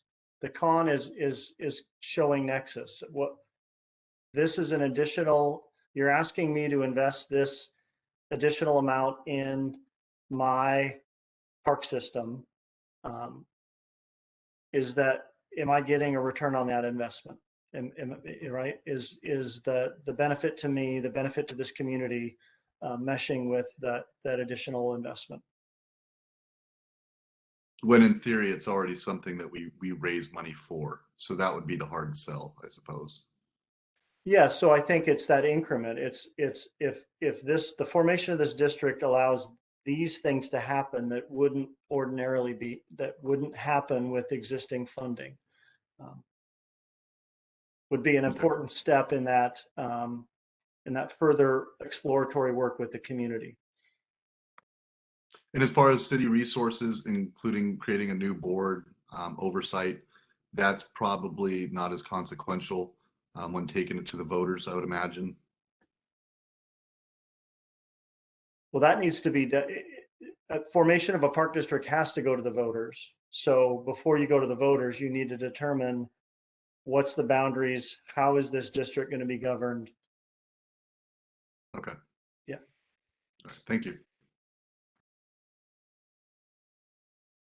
Councilmember Martz.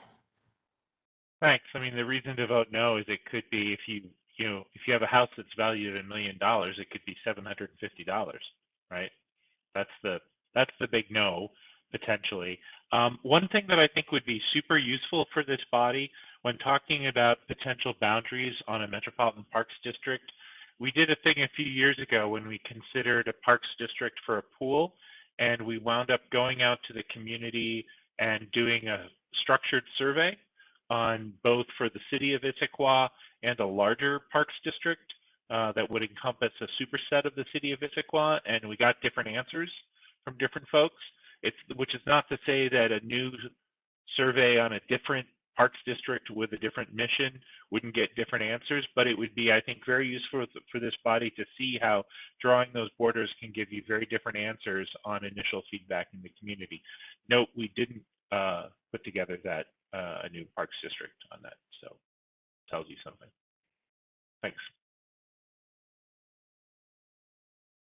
So there's no other questions in the chat, and we're right just at 8 o'clock.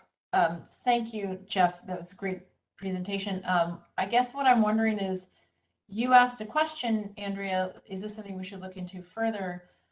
I think we need more discussion before we answer that question. Okay, good. Because I have strong opinions, but we're out of time, and I want to, yeah, I imagine others do as well. But that was a great start to that conversation, so thanks. And I know you ended up getting squished to the very end, so thank you for your patience. Andrea, what would you like to do now? Well, that concludes the presentations we have. I know we are out of time, so I think we will, come back. Our next meeting is December 6th, and we have additional information, presentations to follow up from some of the questions you asked, especially around how does growth pay for growth and how does that relate to our capital assets. And then we will follow up on some of the discussions that we've had today. I would just want to ask a question of you, Andrea, maybe on behalf of all of us. We had a lot of material, a lot of it was dense, and we may have questions. Can we send them to you, and you could consolidate and feed them back to the entire board in some appropriate way? So yeah, I know I have some questions to decide if they're important or not. And so the rest of you may, so I definitely encourage you to do that. Well, good. Well, I was really worried that we weren't going to get a satisfactory progress on 4A, and so I'm thrilled that it's really only 8:03. I was wondering if we're going to have to add a meeting, so you guys did. That was actually really well. We can't say that we won't have to add a meeting, but we dodged that bullet, so that's good. We did better than I was worried about. So with that, it sounds like unless there's any objections from staff or members, I think that's time to adjourn.